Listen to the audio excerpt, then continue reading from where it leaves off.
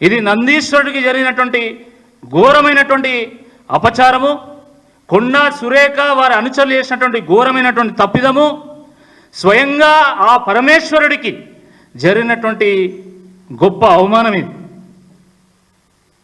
ఓరుగల్లు ఒక శైవ క్షేత్రము, ఒక ఆధ్యాత్మిక క్షేత్రము, ఒక కళా రాజధాని, ఒక సాంస్కృతిక రాజధాని, శివభక్తులైనటువంటి కాకతీయులకు 400 సంవత్సరాల పాటు రాజధానిగా విరాజిల్లినటువంటి ఒక ప్రాంతం ఓరుగల్లు. అలాంటి ఓరుగల్లుకు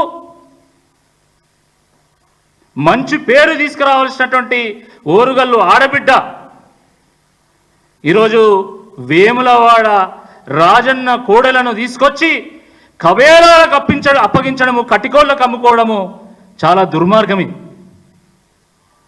దేవాదాయ శాఖ మంత్రిగా దేవాలయ ఆస్తులకు, దేవాలయ సంపదకు ధర్మకర్తగా ఉండాల్సినటువంటి మంత్రి గారే ఈరోజు దొంగలకు సద్దులు మోస్తూ ఈరోజు ధర్మాన్ని అవహేళన చేస్తున్నారు.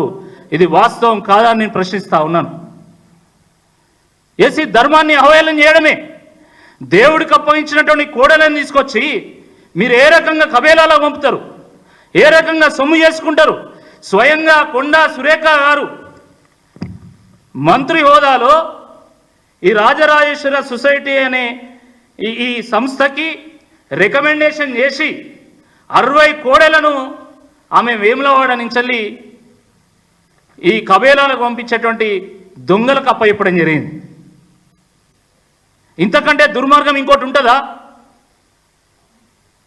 ఆమె దేవాదాయ శాఖ మంత్రిగా ఉండి ఇన్స్టాగ్రామ్లో లైవ్ పెట్టి ఎవరెక్కువ డ్యాన్స్ చేస్తే వాళ్ళకి అంత బీరు, అంత బిర్యానీ అని గొప్ప గొప్ప పదాలు, ధర్మపూరితమైనటువంటి పదాలు వాడుతున్నారు.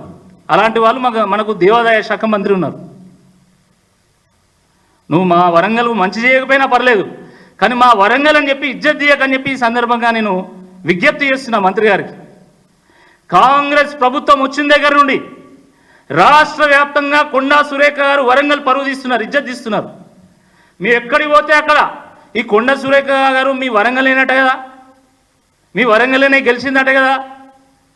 ఆమె దేవాదాయ శాఖ మంత్రిగా ఉండి బీర్ల గురించి మాట్లాడుతుంది, ఇన్స్టాగ్రామ్లో బిర్యానీ గురించి మాట్లాడుతుంది, ఇప్పుడు ఏకంగా కోడల్నే అమ్ముకుంటుందని చెప్పి మాతో అంటున్నారు. ఇప్పుడు నాకు తెలిసిన వాళ్ళే కోడెలను శివుడికి అప్పచెప్పడానికి ఒక 20-25 మంది ఉన్నారు. కానుకగా చెల్లించడానికి, ఆ పరమశివుడికి సమర్పించడానికి 20-25 మంది ఉన్నారు. ఇప్పుడు నేను కొండా సురేఖ గారిని అడుగుతున్న మంత్రివర్యులను,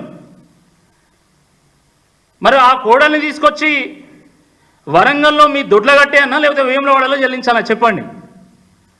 ఎందుకంటే కోడల్ని వేములవాడలో అప్పచెప్తే అవి కొండా సురేఖకు చెందుతాయి అని చెప్పి ఈరోజు మాట్లాడుకుంటున్నాను.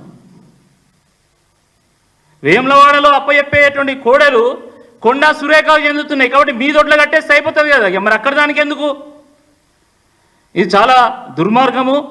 ఈరోజు గ్రామీణ ప్రజల్లో అనేక అనుమానాలు, అపోహలు కలుగుతున్నాయి.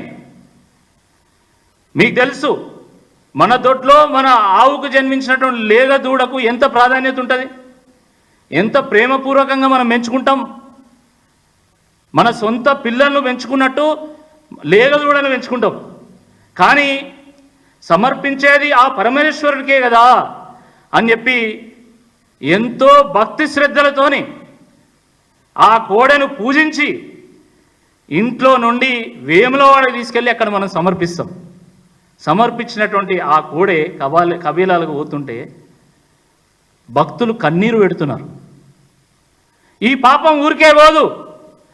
కొండా సురేఖ గారు చేసినటువంటి పాపం కాశీకి పోయినా పోదు.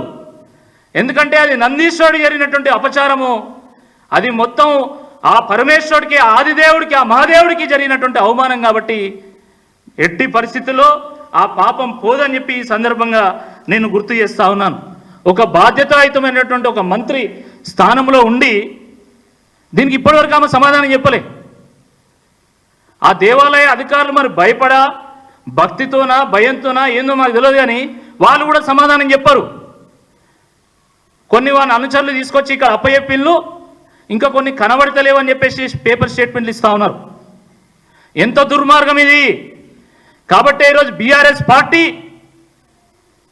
ఈ రాష్ట్రంలో ఉన్నటువంటి అనేక పుణ్యక్షేత్రాలను అత్యద్భుతంగా తీర్చిదిద్దినటువంటి ఒక పార్టీగా